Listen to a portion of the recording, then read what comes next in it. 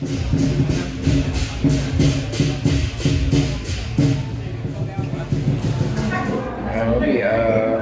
semalam terkeluar cadangan, kononnya ada beras Madani yang berharga RM30 untuk satu beg.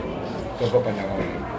Saya rasa ada yang menerimanya secara terkilat kerana sebelum ini masalahnya bukan soal berapa.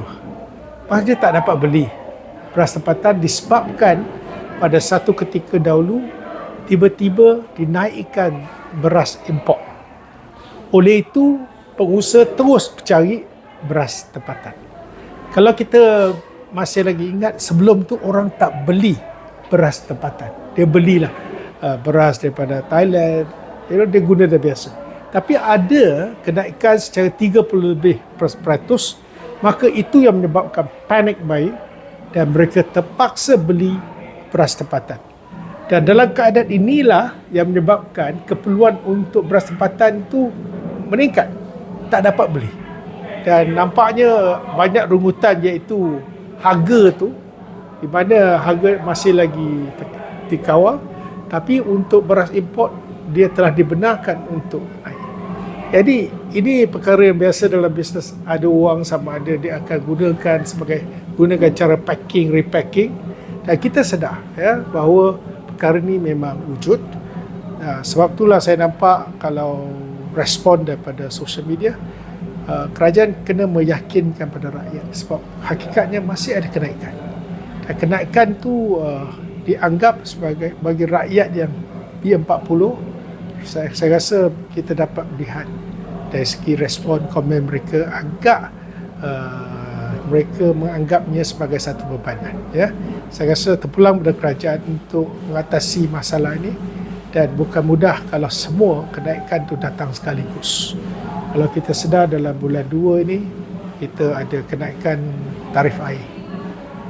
Tarif elektrik bulan depan akan dikenakan kenaikan dari segi SST 6% kepada 8%. Maksud apa yang kita bayar, tambahan 2% dibayar untuk SST.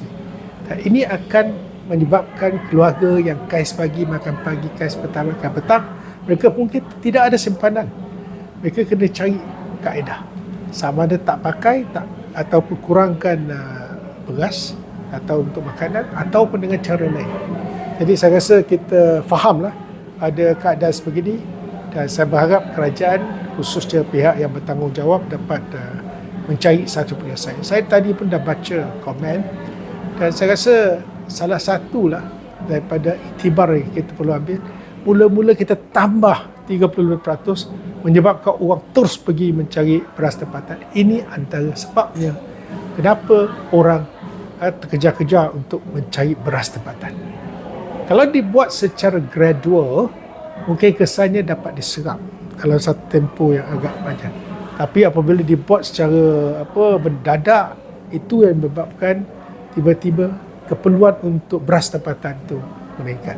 Jadi sebelum tu mereka nak beli pun tak dapat, terpaksa beli beras import. Jadi saya rasa kerajaan, pihak berwajib kena mencari satu kaedah, dan kita kena pastikan supaya bekalan itu cukup dan dengan tidak membebankan rakyat. Itu satu ujian kepada kerajaan.